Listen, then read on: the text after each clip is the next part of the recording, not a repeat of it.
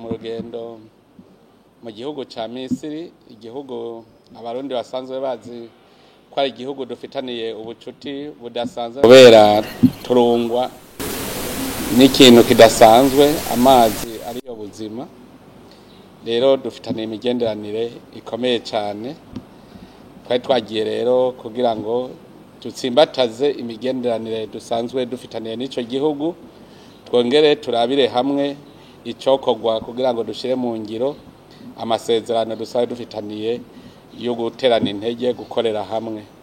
Twaciye rero dutangura kuganira ku ngene twobandanya dukorana, aho twagiye mu bisata bitari bike by'ubuzima bw'igihugu.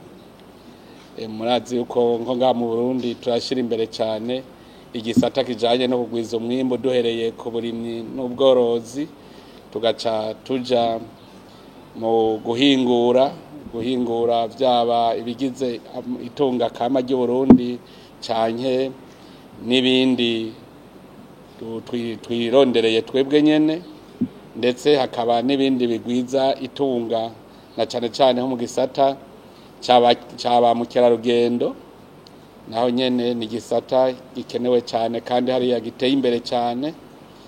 N'ikindi gisata rero cyo gutumatumanako muri bwa buhinga ngurukana bumenyi, ivyo vyose ni ibidahara mu iterambere. Rero tugiye nko ku gisata cy'uburimyi, twarumvikanye neza kuko bo barafise uburambe, murazi ko ba mu bugaragwa batunzwe no kuvomera, twebwe natwe turira iyo imvura itaze, ndetse no muci nabo rero bakaba bafise ubwo buhinga dutegereza gusangira. Bo rero baca bagira n'ubundi buhinga bukomeye butuma turonka umwimbu ushimishije. Aho rero tukaba twaramaze kugiranira ayo masezerano, hakaba n'amasezerano mu bijanye rero n'indero n'amagara y'abantu.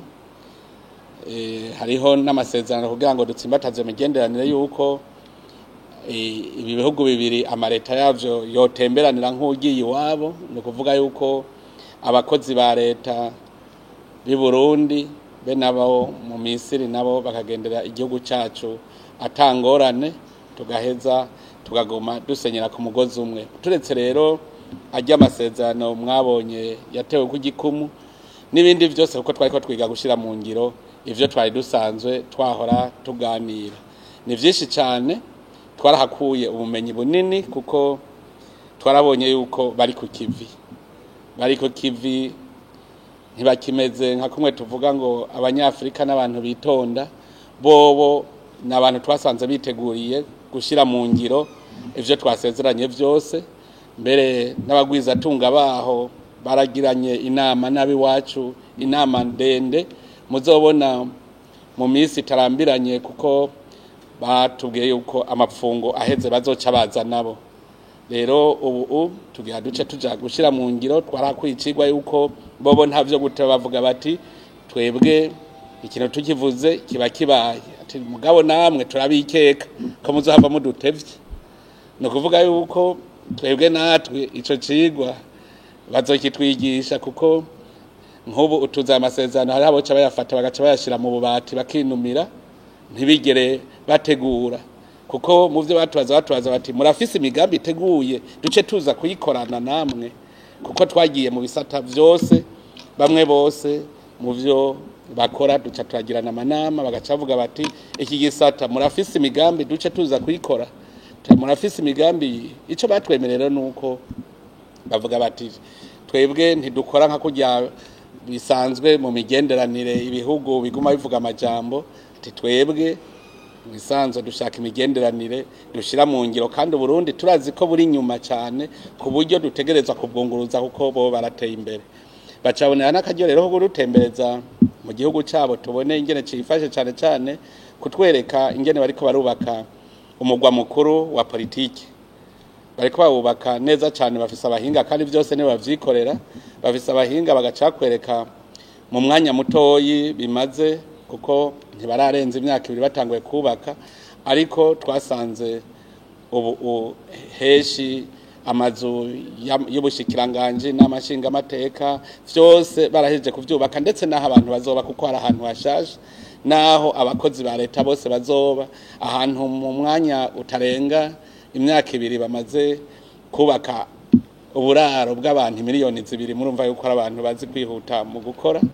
Rero natwe twaciye tubonera akaryo ko kubasaba yuko abo bahinga babo na cyane baje bahinga bazi gucapura gutanga igicapo cy'igisagara, abazi kwerekana amazu abereye ijisho, ko nabo boza mu bazoza rero mu mugwi uzocuza vuba barimwo abo bahinga bazoca baza kugira ngo dufashanye dutangwe gushira mu ngiro ivyo twagiye turumvikana. Murumva ko ari mu bisata bitandukanye, nta gisata novuga yuko twoba twarasigaje. Narakengurutse cyane nshimira mugenzanje umukuru w'igihugu ca Misiri kungene yatwakiriye nk'abavandimwe, yatwakiriye neza cyane, afise akanyamuneza koko bikaboneka yuko turabavukanyi, turaganira ku buzima bwose ndetse n'ubuzima bujanye n'amahoro mu karere. Murumva ivyo ntimwogera mutabivuze. Turashima ingene vyifashe mu karere ko injyane zo mu karere zisa n'izashurese, mugabo tukaba tubona yuko hariho iterabwoba ririko rirakomera muri Afrika, cyane muri Afrika y'uburaruko, nabo bakaba bafitaniye urubibe nyene naho iryo terabwoba riri nk'igihugu ca Libya. Murabona yuko ntigitekanye nkuko natwe tuguma tuvuga tuti aha hakurya mu burengero bw'iwacu mu buseruko bwa Kongo, murabona yuko tuguma twumva ko hari imigwi y'inkozi y'ikibi.